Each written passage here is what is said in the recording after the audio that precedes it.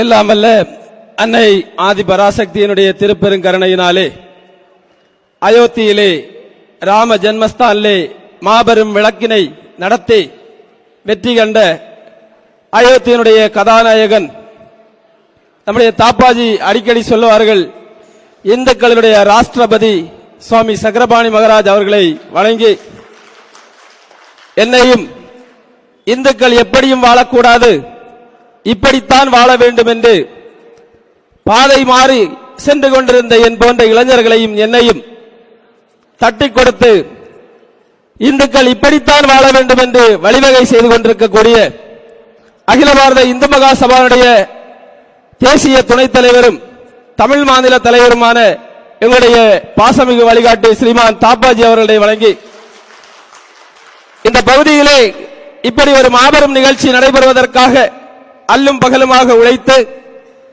இப்படி ஒரு கூட்டத்தை ஏற்படுத்திய கோவை சிங்கங்கள் ஒன்று டாக்டர் கே ஆர் சுபாஷ்ஜி அவர்கள், மற்றொன்று மாநிலத்தினுடைய அமைப்பு செயலாளர் ஸ்ரீமான் குருஜி செந்தில்குமார்ஜி அவர்களை வணங்கி மேடையில் இருக்கக்கூடிய அனைத்து தலைவர்களையும் வணங்கி முன்னாடி அமர்ந்திருக்கக்கூடிய மாநில மாவட்ட ஒன்றிய நகர கிளை கமிட்டி பொறுப்பாளர்களுக்கும் புதிதாக இந்த நிகழ்ச்சியிலே கலந்து கொண்டிருக்கக்கூடிய இந்து தர்ம போராளிகளுக்கும் தாய்மார்களுக்கும் அகில பாரத இந்து மகா சபாவுடைய சார்பிலே வணக்கத்தினை உரித்தாக்கிக் கொண்டு, இளைஞர்கள் எல்லாம் இன்று வந்திருக்கின்றார்கள் என்று நம்முடைய அண்ணா சுவாமி அவர்கள் சொன்னார்கள். அன்பானவர்களே, அகில பாரத இந்து மகா சபா என்பது இன்றைக்கு துவங்கிய கட்சி அல்ல.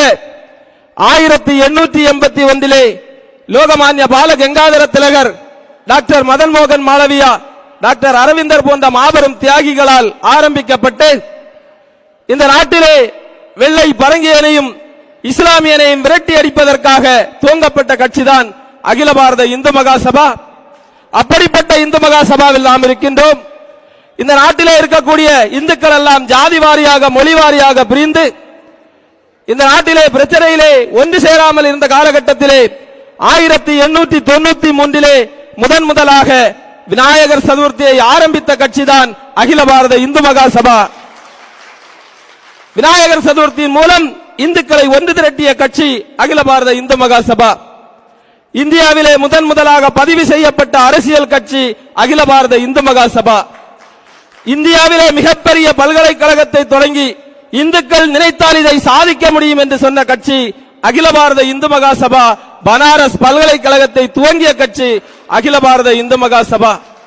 இந்த நாட்டிலே இந்துக்களுக்கு இந்திய திருநாட்டிற்கு சோதனை வந்த காலகட்டத்திலே அத்தனை பேரையும் எதிர்த்து தவறு செய்வன் யாராக இருந்தாலும் அவனை இந்த மண்ணிலே வைக்க மாட்டோம் என்று பகவான் ஸ்ரீ கிருஷ்ணருடைய வழியை கையிலே எடுத்த கட்சி அகில பாரத இந்து மகா சபா.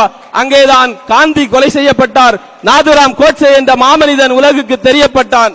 கோட்சேவை தலைவனாக ஏற்ற கட்சி அகில பாரத இந்து மகா சபா. இந்திய பாராளுமன்றத்திலே வெள்ளைக்காரன் நடத்திய அந்த ஆங்கிலேய பாராளுமன்றத்திலே எதிர்கட்சியாக இருந்த கட்சி இந்து மகா சபா. ஆனால் வரலாறு மறைக்கப்பட்டு விட்டது. ஆனால் இப்படிப்பட்ட மிகப்பெரிய பாரம்பரிய மிக்க கட்சிதான் அகில பாரத இந்து மகா சபா. அந்த இந்து மகா சபாவிலே நீங்கள் எல்லாம் குழுமி இருக்கின்றீர்கள். அதுவும் தாப்பாஜியினுடைய தலைமையிலே குழுமி இருக்கின்றீர்கள்.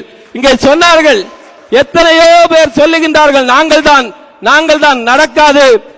டெல்லியிலே சுவாமி சக்கரபாணி மகாராஜ் அவர்களும் தமிழகத்திலே தாப்பாஜியும் தான் இந்து மகா சபாவையும் இந்துக்களை உங்களையும் என்னையும் வழிநடத்த தகுதியானவர்கள் என்று சொல்வதோடு இந்து மகா சபாவுடைய எல்லா கூட்டங்களிலும் கலந்து கொள்ளுங்கள், இளைஞர்களை ஒன்று சேருங்கள், சுவாமி விவேகானந்தர் கண்ட 100 இளைஞர்களை நீங்கள் தாருங்கள் என்று தாப்பாஜியுடைய சார்பாக கேட்டு என்னை இந்த மேடையில் ஏற்றிய அனைவருக்கும் நன்றி கூறி விடைபெறுகிறேன். வந்தே மாதரம், பாரத் மாதா கே.